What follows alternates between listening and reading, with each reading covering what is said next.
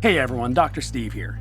You know it as well as I do, but most students need a B or better in A&P. But did you know that students are doing that all over the US using my Anatomy and Physiology Digital Suite as a low-cost alternative to expensive textbooks?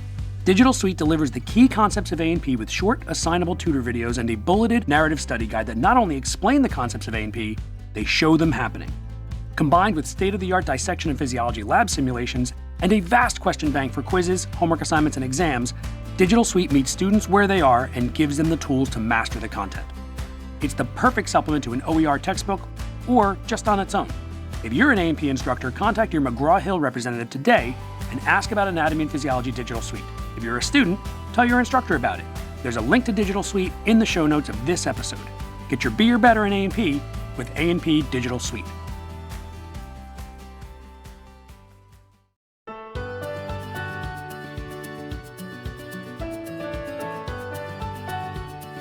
Hey everyone, welcome back to my podcast, Anatomy and Physiology Bit by Bit. I'm your host, Dr. Steve Sullivan, coming to you from Bucks County, Pennsylvania, where I've been teaching A&P since 2002. In this episode, we're going to take on one of the most important and most misunderstood topics in modern healthcare, obesity-related illness. With the use of GLP-1 agonists like Ozempic, Wegovy, Zepbound, Mounjaro, etc. on the rise, I thought it would be great to have a real discussion with a real expert right here on the show. Let's talk a little bit about why I chose this topic. According to the Centers for Disease Control, the CDC, in the US, more than 40% of adults are living with obesity, and nearly 1 in 10 are living with severe obesity. And another 32% are living with overweightness. That means that over 70% of American adults are living with an excess amount of adipose tissue in their bodies. And what we're learning is that this is not simply a matter of body size or willpower. It is now widely recognized as a complex chronic disease state that is closely linked to increased morbidity and mortality, both through its direct metabolic effects and through the many serious illnesses that travel with it. Obesity itself is a disease, and it increases the risk of a long list of conditions that health professionals see every day, including type 2 diabetes, hypertension, coronary artery disease, stroke, obstructive sleep apnea, degenerative joint disease, also known as osteoarthritis, fatty liver disease, infertility, and multiple forms of cancer, just to name a few. And it's not just the US. On a global scale, the World Health Organization continues to describe obesity as a major driver of non-communicable disease burden, and it has reported that at least 2.8 million people in the world die each year as a result of overweight or obesity. This is a serious issue that needs serious solutions from experienced and specialized medical professionals, not social media influencers or government officials who traded their integrity for powerful positions. That is why, to help us understand the disease of obesity, I'm joined by the amazing Dr. Angela Fitch, MD, co-founder and chief medical officer of KnownWell. With medical offices around the U.S. and seeing patients virtually, KnownWell is the healthcare home for patients looking for evidence-based weight management services and weight-inclusive primary care. Dr. Fitch is a nationally recognized leader in obesity medicine, a past president of the Obesity Medicine Association, an assistant professor at Harvard Medical School, a fellow of the American College of Physicians, a master fellow of obesity medicine, a diplomat of the American Board of Obesity Medicine, and a physician who has helped shape a more evidence-based and less stigmatized approach to caring for patients with obesity. Dr. Fitch is the real deal, people. Today we'll talk about what the disease of obesity is, why it affects so many organ systems, the reality of weight loss and its challenges, how to shed the stigma of obesity, new and exciting treatments that are saving people's lives, and how clinicians and patients can think about this condition with more clarity, compassion, and scientific accuracy. As always, I want to preface this episode by reminding listeners that this show is purely educational and is never intended to be taken as medical advice. And by no means should you allow this show to be a substitute for seeing an appropriate medical professional. If you suspect you are not well, or if you have any of the signs or symptoms you hear about in this episode, you should contact your medical doctor immediately or go to your local emergency room. So I don't want to waste any more time. Please welcome today's guest, one of the premier obesity experts in the world, Dr. Angela Fitch. Okay, Dr. Angela Fitch, obesity medicine specialist and founder of Known Well Health. Welcome to the show. Thank you so much, Steve, for having me. It's an honor to be here. Oh, I'm very excited about this topic. But if you could start off by please letting the listeners know who you are, a little bit about yourself, what you do. Yeah, I'm Dr. Angela Fitch, as you mentioned. I'm a physician board certified in internal medicine and pediatrics. I did my medical school at University of Cincinnati, and then I went off, did my residency at the University of Cincinnati also and Cincinnati Children's Hospital. Then I went and did primary care for about 10 years before I really, during the course of my training or, my course of my early career, I developed a love for everything related to metabolism, right? Like how does our metabolism work? Why is it so hard to lose weight? Like how is adiposity and adipose tissue as an organ and as a functional organ affecting our immune system and all the I just got fascinated by all of this and then got board certified in obesity medicine in 2013. That was the first time we had a board certification for the disease of obesity, becoming specialized in it. And then I've spent most of my career since then, leading large academic weight centers or building them, and then doing clinical research and operational things as far as how do we, care for patients with obesity, and really, working on education of obesity as a disease. I've been the past president of the Obesity Medicine Association, which is our association of clinicians. And then most recently, I was at the Massachusetts General Hospital Weight Center here in Boston, where I'm now still now. And I left the Weight Center. I was the co-director there to start Known Well. We're starting Known Well as a patient-centered medical home for people with obesity to really care for obesity as a chronic disease, because we really haven't cared for obesity as a chronic disease really for the past century, right? We've treated it as sort of a side issue, and we're really sort of saying, hey, we need to have access to care as it relates to metabolic health and weight management. And that's what we're building at Known Well. So we have clinics across the country, in-person clinics, and we also do 50-state virtual care. So we see patients virtually across the country. And I'm really excited to be here. Wow, that's a really broad reach. And thinking about obesity as a chronic illness, especially when we consider all of the diseases that obesity is linked to, when you look at the top Right. 10 causes of death, at least in the United States, you can tie obesity to six or seven of them, I imagine, at least, Yeah, right? there's So, over 200 complications of obesity, right? That people have identified and so really, gets to the root cause of many of our other chronic diseases if you treat the obesity first. yes, right. Get to the cause. So, that brings me to the big question, I think, that most people have. What is obesity? What is being overweight? Like, what is the difference? We hear some of these alarming statistics. Two-thirds of Americans are overweight or obese or whatever. So where does that start? What is the difference between just being overweight, being obese? I hear about BMI all the time. My BMI is always in the overweight category because I'm short, but I'm also always been involved in athletics. So I think I'm a little heavier than you would typically find someone my height because I'm, Very without sounding muscular. like a jerk, I'm a little bit more muscular than I Yeah, am no, it's fat. But true, so right? so where does all that play in? Yeah, well, if you look at the definition of obesity, just, Google it or whatever you're using today to get your information, right? But obesity is a chronic disease wherein there's excess adiposity, right? That is accumulating in a dysfunctional manner that may have an adverse effect on health. The term adiposity refers to the excessive accumulation of body fat, which is also known as adipose tissue.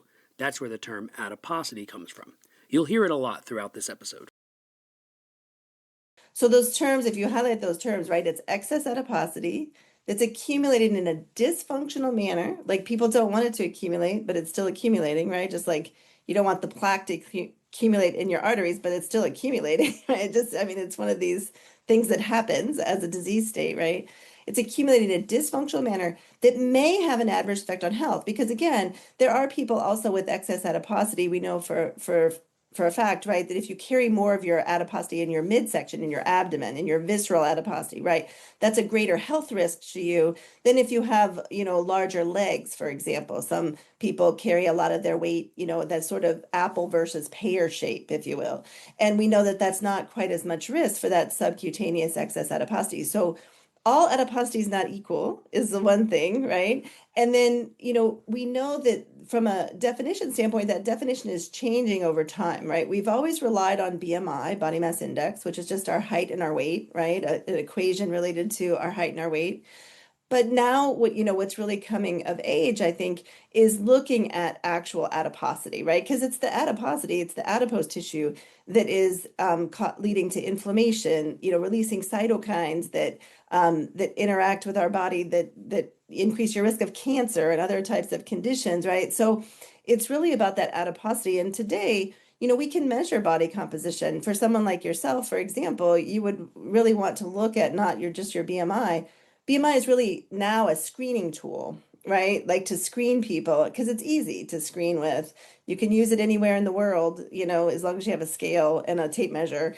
And so it doesn't require a lot of technological intervention. But now that technology is improving, I think in the future, I see a path that will actually be measuring and looking at adiposity a little bit more concretely and where is that adiposity, right? Like, is it in your visceral adiposity or is it more subcutaneous? So I think the definitions are changing. I mean, right now, we still do use BMI as that screening, tool, but we also use waist circumference. We use weight to height ratio now, probably more so as a predictor of mortality or morbidity or those complications.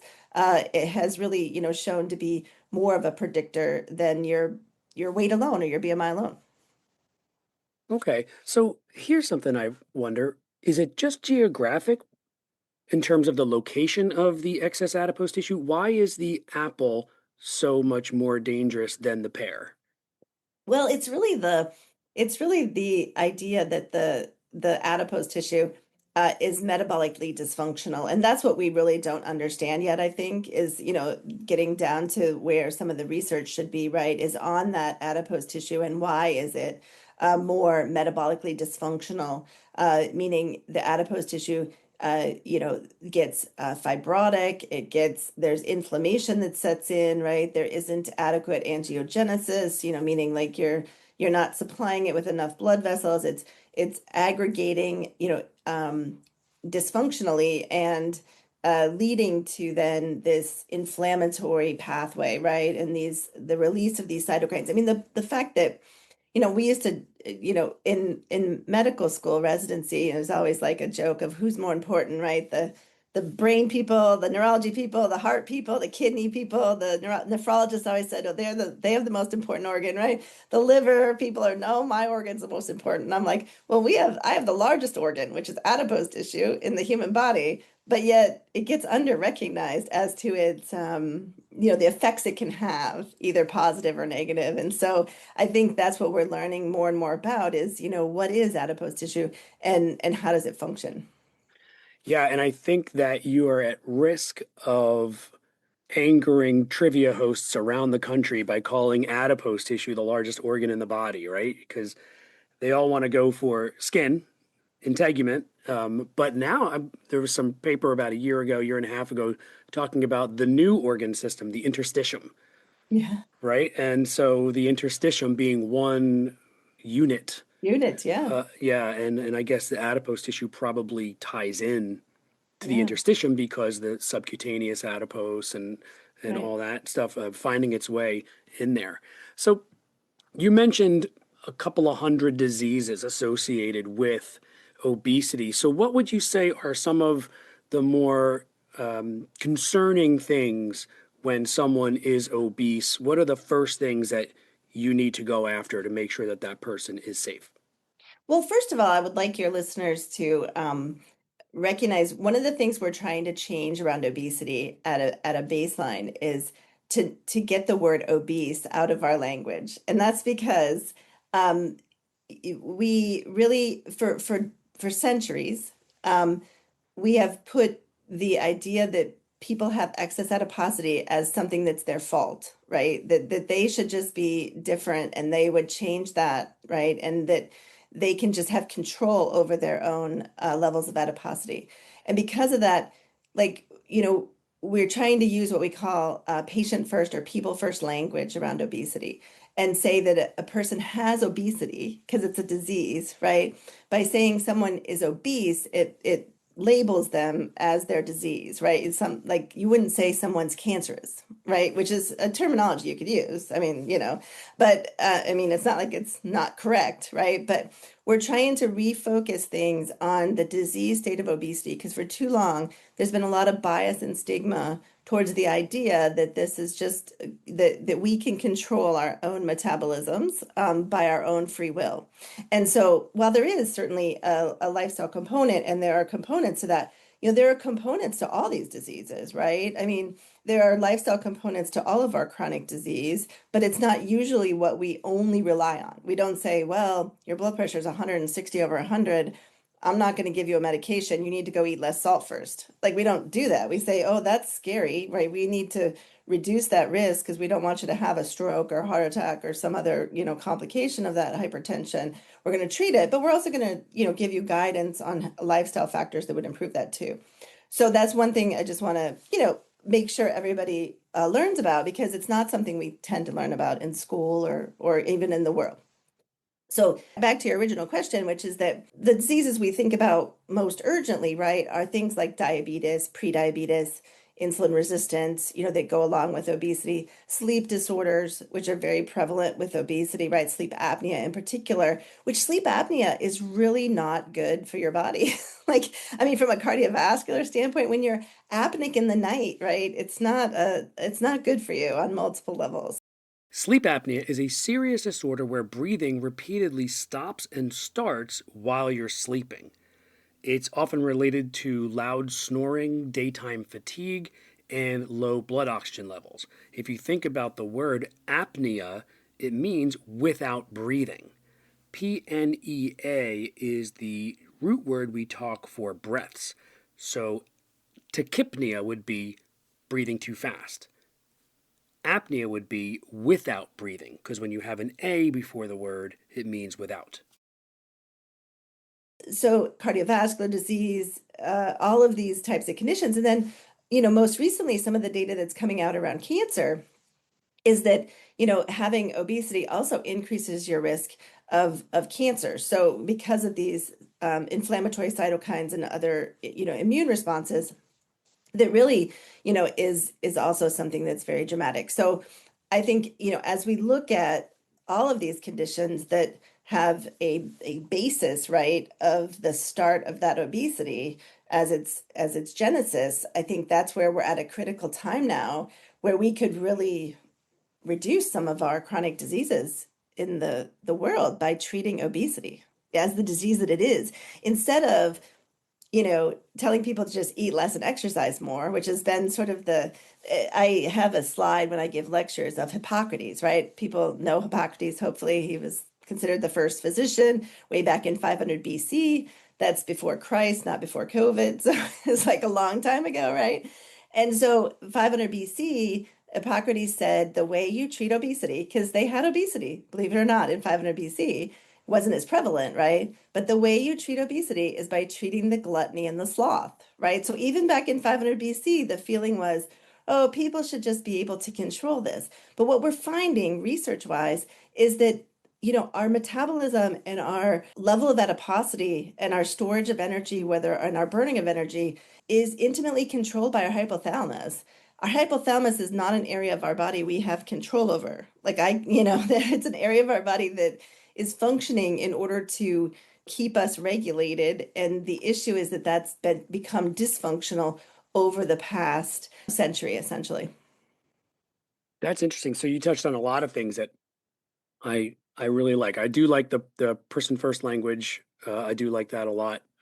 We've been saying things more like a person with autism Yeah, with autism, things with like that. diabetes, Yes, although there yes, are some, like interesting that you say autism. I've heard other things, right? That the autism community prefers autistic. So I mean, there's obviously different nuances depending on the right. disease state in the community. So it's just a matter of recognizing that these things in medicine exist, right? And how in that we should think about these things, as we learn about them too, not just you know the equations and everything, but the people side of things. And I think you talk about diet and exercise, and that's what people tend to throw at everyone. If you just did that, there would be no obesity. And we know that that's not true. We tend to have a set point that Mhm. our body likes to go back to when Yeah. when that happens. And you can see that there was the documentary on that show, The Biggest Loser, Yes. recently that exposed a lot of really bad behaviors Trauma. going Hmm. on in the way that they approached the Hmm. people on that show, the contestants trying to lose weight. And when you look back at them, most of them went right back or even heavier Yeah. than they were before. So you mentioned the word adiposity a lot, and that's the amount of adipose tissue that we have in our bodies. What is it about adipose tissue? You did mention the cytokines, which is an important thing. My listeners can go back and find episodes that I did on the immune system, specifically inflammation, and they can re-listen to those to get review a little bit about those. But what is it specifically physiologically about adipose tissue in general, especially in excess, Hmm. that is causing these disease complications? And how much should we have? Because adipose tissue is also really important to our Right. health. Well, as you mentioned, one of the biggest struggles we have is that as humans, we're not engineered to lose weight. Like we are not built, I tell patients all the time, like you don't expect your car to fly downtown above all the traffic. Maybe someday we'll have flying cars, I'm sure. By the time you post this, we'll probably have flying cars. No, but but our bodies are not things are engineered and built to perform the duties they perform, right? And human bodies are engineered to gain weight as a protective mechanism so that we didn't evolve off the earth when we had times of scarcity and food shortage, et cetera. That hasn't changed despite the fact that we now have a very obesogenic, we do use that word in that context, environment, right? Meaning that there's a lot in the environment that doesn't promote health and well-being of any kind, right? For various diseases. But back to your original question, right? That's the thing that we don't actually have. There's still ongoing research on, looking at adipose tissue, right? It's sort of been an underappreciated organ because people just thought, oh, it sits there and it stores energy, right? But we know, like when you do reduce your intake, when you increase your physical activity, like on The Biggest Loser, for example, as you mentioned, that people lose weight, right? Their weight goes down. But what happens is their body's constantly trying to take them back to where they were before. And it's not just about the adipose tissue, but it's about the idea that when your body loses weight, whether it's adipose or muscle, right? Or fluid, it doesn't care. We don't have an adipostat, unfortunately, in our body that says you have enough fat, right? It's basing it on this weight, unfortunately. And then it's going to say, well, you lost weight. Um, I'm slowing down your metabolism. I'm releasing, hormones from your brain, GLP-1, which is a hot topic in general, right? Your body controls your GLP-1, your ghrelin, your PYY, your oxyntomodulin. These are all incretins, or what we call NuSHs now, nutrient stimulating hormones, that are part of this intricate pathway between our brain, our gut, and our adipose tissue. So it's not just the adipose tissue leading to some of these diseases, right? It's this complex interrelationship or this neurobehavioral, neuro coordinated intricacy that really is being looked at more and more around understanding. So that's really interesting. And you mentioned some things like ghrelin and I'm not sure if you mentioned leptin or not, I but didn't, but you that's didn't. another one, Okay, right? so That's there's our another first one, right? one that So we found, yeah, where the people fact that found. adipose tissue actually is metabolically active. It Right. secretes hormones and things like that. Right. And so that's an interesting thing to touch on with that this is not just a storage location.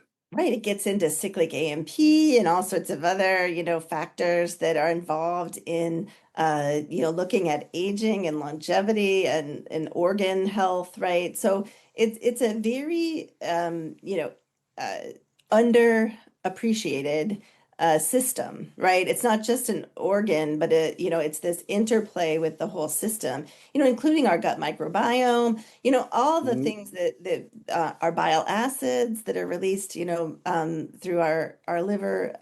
It's a combination of all of this that really plays a role. But we do think, from a cardiovascular and other standpoints that, a lot of it is stemming from the inflammation too, that is produced as an aside from the metabolically unhealthy adipose tissue. And so, that's been a target of a lot of other treatment besides these nutrient stimulating hormones or these incretins that are also obviously a hot topic of research and understanding how to manipulate that pathway to promote adiposity decrease, right? Decreasing that adiposity. And that's what we want to decrease, right? We don't want to lose weight. People come into me all the time saying, I want to lose weight. I want to weigh this much. And I always say, no, you don't. You don't want to be, you want to be leaner, not lighter. People always think they want to be lighter, but they don't really want to be lighter. That's what, unfortunately, because of society and how we've treated it as a disease, it lives over in this space where it's just about restrictive dieting that makes people want to be lighter. But ultimately, we want to nourish our bodies, right, with enough nutrition, high quality nutrition, and sleep and less stress, right, to decrease all that immune, that inflammatory pathway and that sympathetic parasympathetic, relationship, right, in order to promote ongoing decrease in our levels of adiposity, right, to become leaner, not just lighter.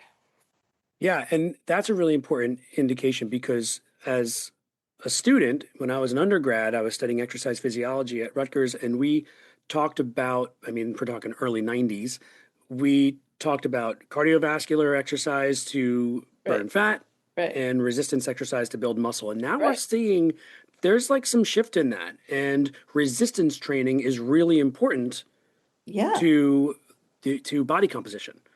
Well, yes, and again, it's always been, I think we've always, we still have that, I don't think that's changed much in exercise physiology around, cardiovascular exercise does tend to be the fat burning piece of it, right?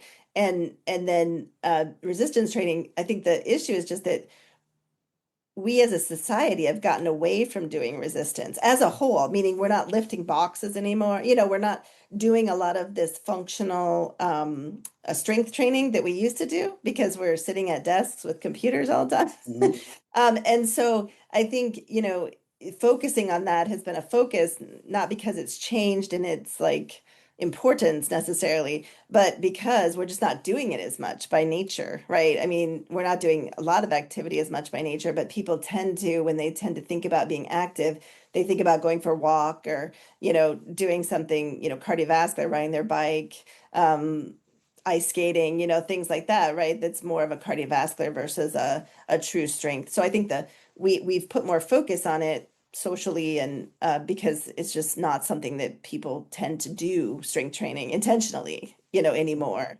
Right. We're not getting it in our in our daily life. occupational Yeah. lives the way we Even used to. and especially women in particular, I'm not, trying to be sexist or anything, but, for decades, women did a lot, of functional activity. And again, even that has gotten less as more women have entered the workforce, working in other roles. There was a study that was done that showed that people that got up every hour and just did 10 body weight squats at their desk. So that's just standing up and then, squatting down, up, down, touching your chair, right? With your body weight. Doing that 10 times every hour while you're at work was better for you than going for a walk like after work, for the same amount of time, like 30-minute walk, or I forget exactly what they had people do.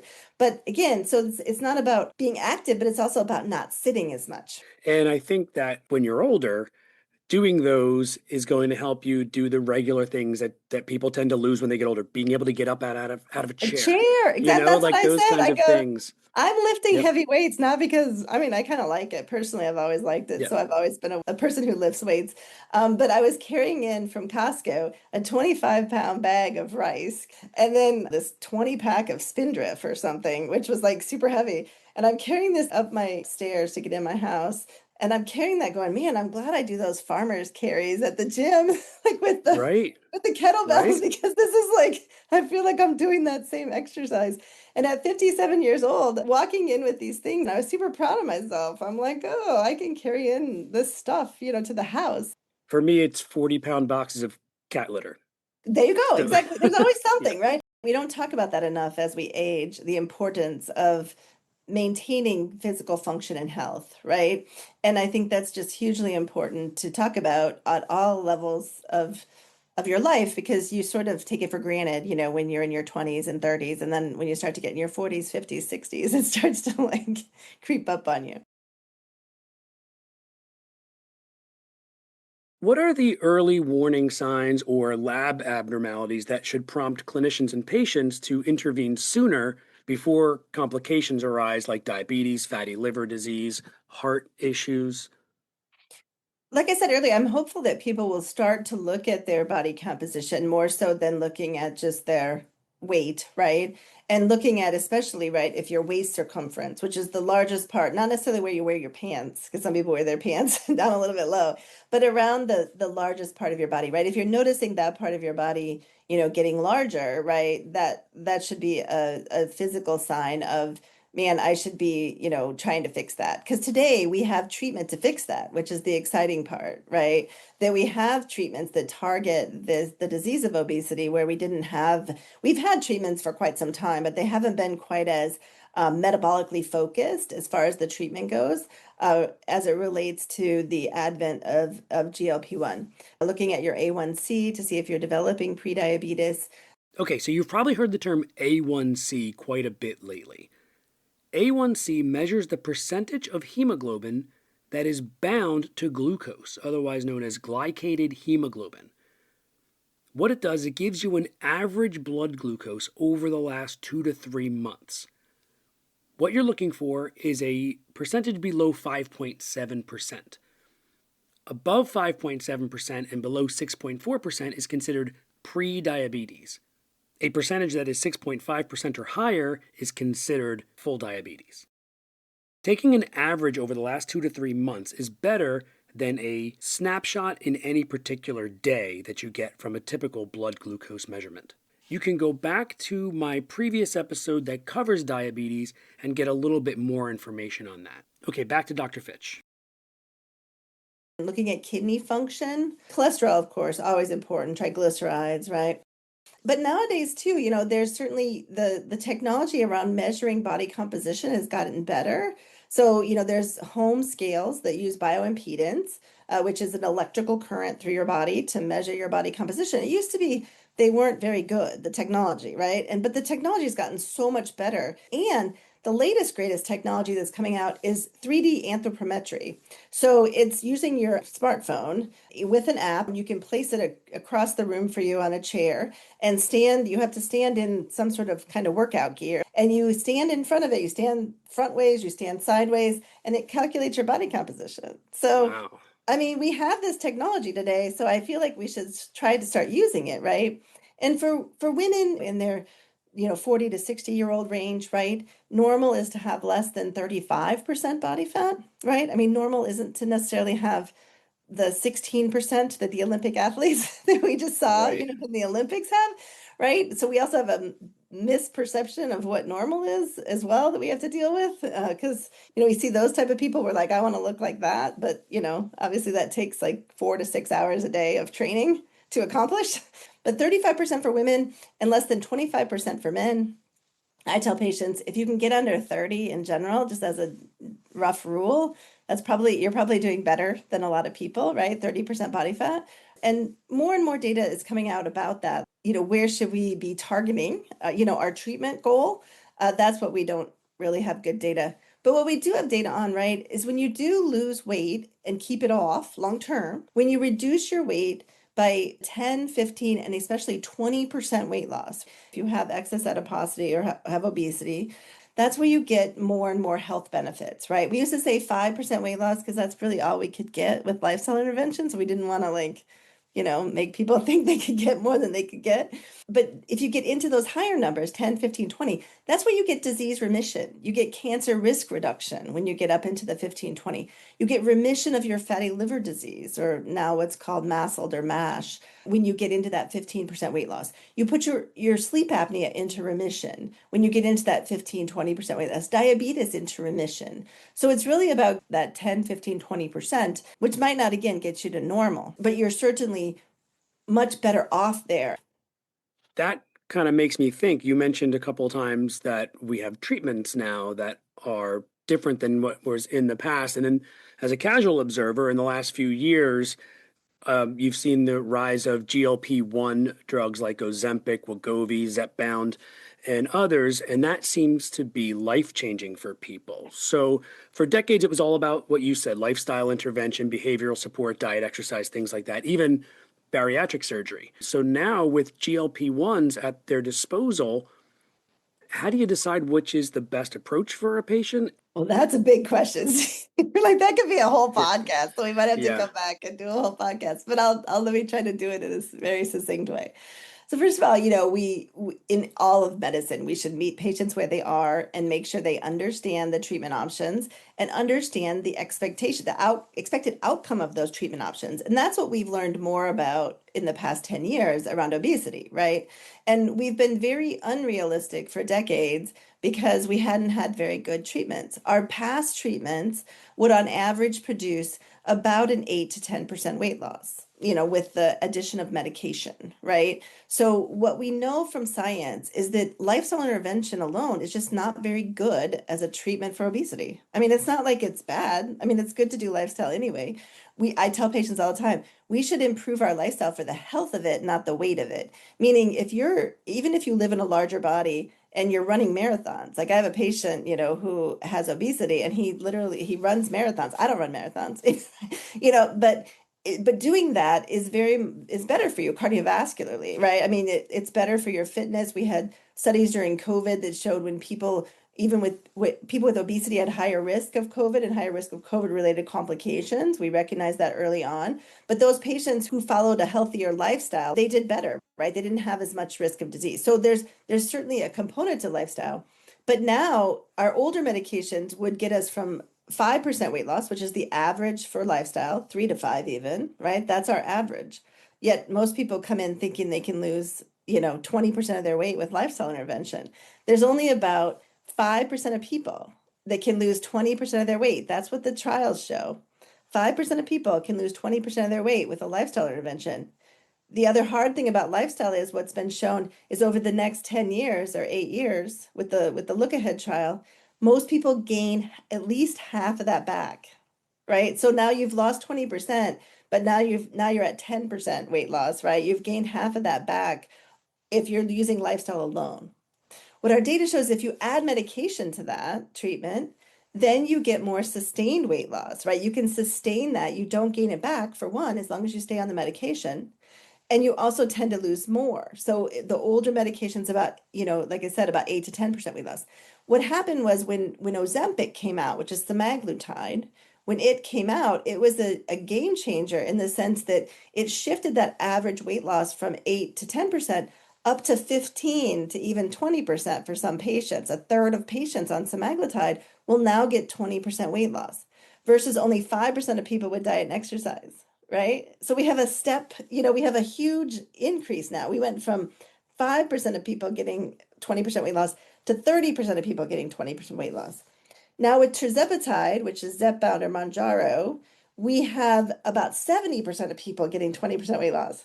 So we went from 30% of people with semaglutide to 70% of people with tirzepatide. So our treatments are just getting better, right? And like you said, with surgery, we still have the data that we get upwards of 70, even 80% of people getting 20% weight loss with surgery and maintaining that weight loss even over 10 years. The data shows with bariatric surgery 70% of people, which is similar to tirzepatide, right, will still have 20% weight loss at 10 years later. Okay. Wow. So it's a very robust treatment. So for patients that really don't want to take medication or have side effects to medication, because we know that medication is not, without side effects. Surgery's not without side effects either, but surgery is more short-term side effects, some long-term side effects related to vitamin deficiencies, et cetera. But if you keep up with your vitamins and you're, attentive to the things you have to change, right? You can certainly decrease those risks of complications related to surgery. So it's really about shared decision making, right? Which is what we should be doing on all disease states with patients, understanding these numbers I just talked about, right? And what are my odds of achieving that goal that I want to achieve, right? And all of that layers on top of our lifestyle intervention we all should be doing for the health of it, not the weight of it. Forgive me if you would rather not get into this particular side of it, but you mentioned a few times that lifestyle intervention really is only effective for about 5% of the people to get the goals that is going to give them the health benefits that they're trying to Correct. get. Correct. However, if you are on social media at all, or if you are listening to the people who are the Yes. heads of our Health and Human Services department Yes. or Yep. things like that, they Yep. will tell you that Yes. all of this other treatments are unnecessary. Right. All people need to do is go on Instagram and do a bunch of pull-ups Yeah. And and eat fruit or and eat eat. eat Yeah. whole foods Right. and Very things like important that, and then to do also that. buy the supplements they're selling. So Right. Right. So this so is the, yeah, problem today. yeah, so I think that one of the issues that we are fighting right now is, of course, one of the long-standing goals of this podcast has been scientific literacy Yes. and making sure that the people are taking with a grain of salt everything that they're hearing and seeing and understanding what is actually scientifically legitimate and It's has hard. evidence behind it. And so I'm really glad that you shared a lot of those statistics because I think they're not getting that No, from the people masses don't. right now. Right. And You know, it's unfortunate because we had made so much progress from a disease state of obesity, and the idea again that it's now there are certainly environmental factors, right? It's not any disease, any chronic disease. It's not just from, back in the 1800s, we ate whole foods. And we did a lot of exercise, a lot of pull-ups. I mean, we were lifting bales of hay constantly, et cetera, right? We did a lot and we died at like the age of 30. Yes. So like, I mean, but we also, died of vaccine preventable diseases and lots of other, hygiene related diseases. So the point is that there's been some positive changes to our environment, certainly related to, the fact that we don't die of a lot of those diseases anymore. But there's also been this unfortunate nature that from an obesity standpoint as a disease, that's what people are failing to recognize, right? We were very upset about the Super Bowl commercial with Mike Tyson, from a level of the the professional associations and other things that I try to advocate for, not because people shouldn't eat whole food, but shaming people is not a way to improve their health from any standpoint. And so we really feel strongly that things should not come from a place of shame and blame, but come from a place of health and treatment, for a disease.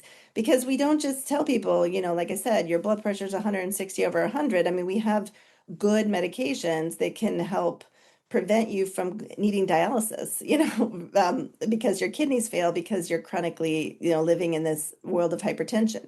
Now, there are lots of factors that contribute to hypertension: sleep, stress, poor nutrition, right? But we just don't rely on those things alone to treat it. And that's not to say that a medication is an excuse or the easy way out. It's just the advancement of science so that we can live longer, healthier, higher quality lives. Could you elaborate on what GLP-1 drugs are, what they do, why they're doing so much, and are there trade-offs and risks? GLP-1 is a naturally occurring hormone in our bodies. Okay, let's take a minute to explain what GLP-1 means. GLP-1 stands for glucagon-like peptide 1. It's a regulatory hormone secreted by the distal ileum, the third and final section of the small intestine, and the colon. And it is secreted in response to unabsorbed nutrients, especially fats, in the ileum. GLP-1 reduces gastric emptying and suppresses motility in the more proximal parts of the small intestine.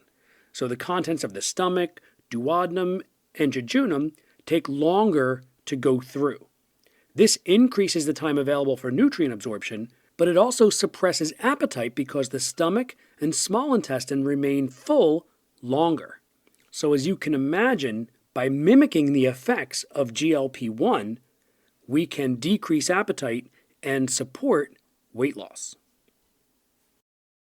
GLP-1 is a naturally occurring hormone in our bodies, but you can't buy a supplement. People will try to sell you a supplement that increases your own GLP-1. It might increase it a little bit, but it doesn't increase it to the level that needs to be increased that we can do with medication. These medications are GLP-1 agonists. An agonist means it activates the receptor. When you activate the GLP-1 receptor, you get all these good things that happen. You get decrease in inflammation, decrease in blood clotting. You get cardiovascular benefits on the actual blood vessels, right? From a vasodilation standpoint, you get kidney issues that improve from a natriuresis standpoint. There's brain benefits that are coming about now with the research that's being looked at with Alzheimer's and certainly addictions that now has become a hot topic. So many benefits of activating this GLP-1 receptor. It's just we can't make enough of our own GLP-1 to be able to do that. And science has thankfully kind of figured that out, right? I mean, it took Novo Nordisk decades to discover semaglutide. And the reason semaglutide works so well is that it's 94% homologous to our own GLP-1. So semaglutide looks like our own GLP-1. And so because of that, it works better, right? From a weight loss perspective. And these have evolved, right? Our first GLP-1s came out in the early 2000s. So they've been around for 20 years, but they weren't as good, right? They weren't as good because the science hadn't evolved as much. I mean, we got better at it. And we're getting better at it now, even with tirzepatide and then retatrutide, which will potentially be our next drug that comes out. There's a medication being investigated right now in phase 1 clinical trials that may be something you have to take once every 6 months in order to lose weight and maintain your weight. And that medication in particular targets just losing body fat, right? And maintains your muscle mass for you more naturally speaking. The thing that makes me the most disappointed is that people are acting like it's an either or. When it never should be an either or. I mean, we should help people understand. But if a patient is seeing me with obesity, who's had obesity since they were 12 and now they're 32, for the past 20 years, they've been trying to lose weight. And every year they come in, they get on a machine on the ground that tells them they're not good enough. They're not doing good enough. They're not doing it right. Something is wrong. And they're not getting any, the treatment they keep getting is, you're just not complying. You're just not doing it well enough. There should be something you can do better. You need more discipline. You need more, whatever it is, right? Willpower. This is what's caused people with obesity to go away from healthcare. It makes the problem even worse. We have data to show that internalized weight bias, which means you think that your weight is your fault, makes your treatment less effective. Even when we give you treatment like surgery or medication, et cetera, because you constantly think that this is your fault, this disease is your fault. So we have to also work on that in treatment, right? Is work on that psychology of it in order to optimize your results, right? Ultimately. Yeah, and I can imagine that what that leads to is depression Right. and things like that. And all of those are Anxiety, now like anxiety, and now you're PTSD dealing with essentially, cortisol. right? You got And PTSD of the yeah, scale. Like, I mean, yeah. it's like, why should you have PTSD over a piece of equipment?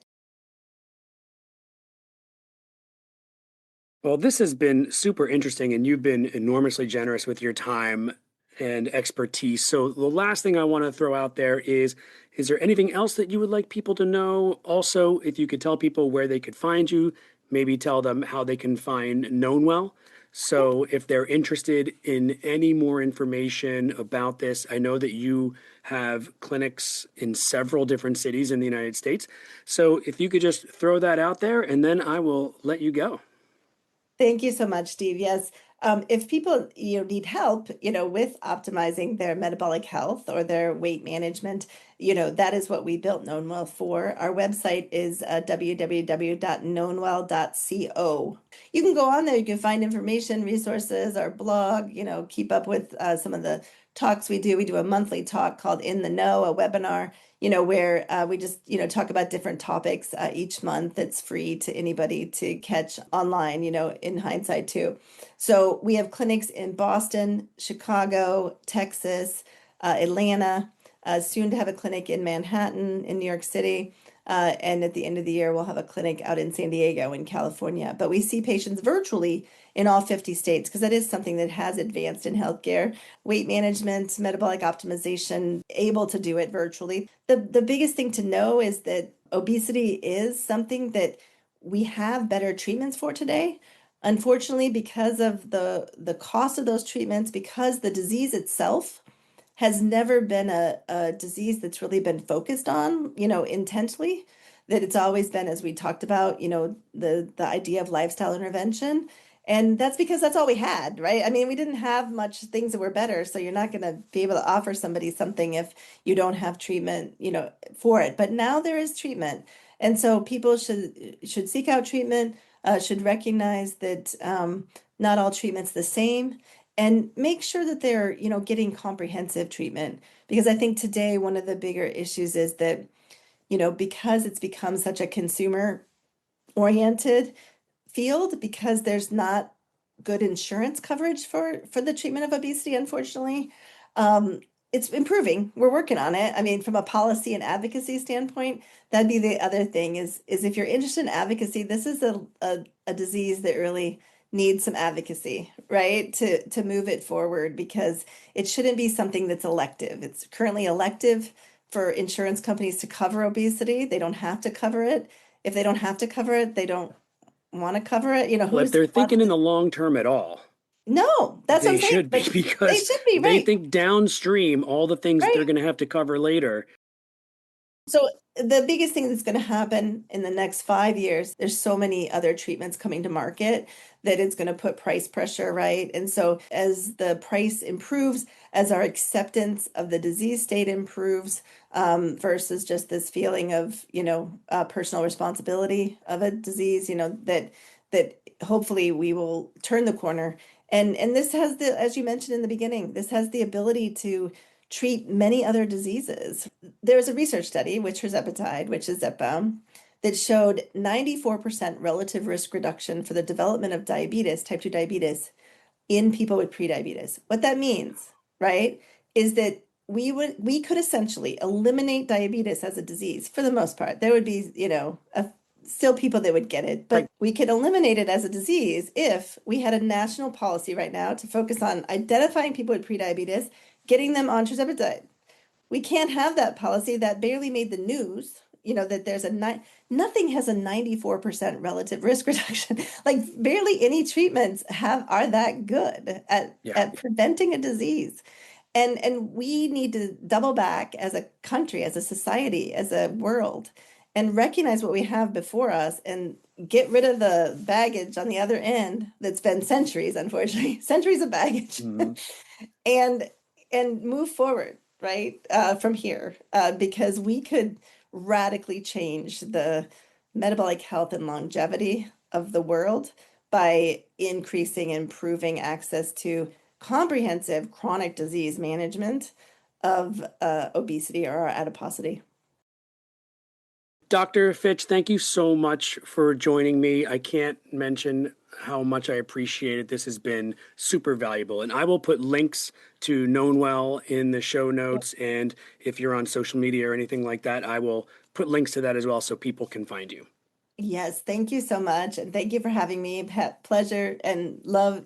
I'll come back anytime if we need to talk further, because there's all sorts of other nutrient stimulating hormones coming forward, right? We got amylin, we got oxyntomodulin. There's lots in the research that are going to be used, in different ways, right, to treat different patients and minimize side effects. And, really, I think matching the right patient with the right treatment and continuing that course of treatment ongoing throughout a patient's lifetime, that's what we really need to try to get a handle on in medicine.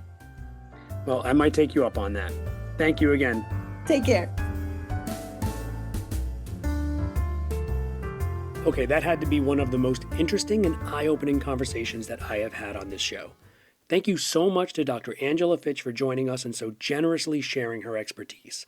This conversation shed a lot of light on what we know about adiposity, the real limits of lifestyle changes for the vast majority of people, and that we simply have to stop shaming people for living with the disease. That is not healthcare, it's cruelty. You can learn more about KnownWell at knownwell.co, and you can follow Dr. Fitch and KnownWell on social media as well. I put all the pertinent links in the show notes of this episode so you can find them easily. Once again, I hope you enjoyed this episode and learned as much as I did. And as always, I hope this podcast is helping you get your B or better in A&P. Good luck, be well, and I'll talk to you next time. Anatomy and Physiology Bit by Bit is a production of Minus 55 Media and is hosted by the Believe Network. Please take the time to rate my show and leave a review. You can also check out the content I post on Instagram and YouTube as @StudentHelp4AP. That's the number 4 AP. Special thanks to my family, Bucks County Community College, and McGraw-Hill Education, where your instructor can find Anatomy and Physiology Digital Suite, my low-cost tutor video-based digital learning solution for anatomy and physiology currently being used at several colleges and universities. If your instructor isn't using Digital Suite, let them know about it. The link is in the show notes.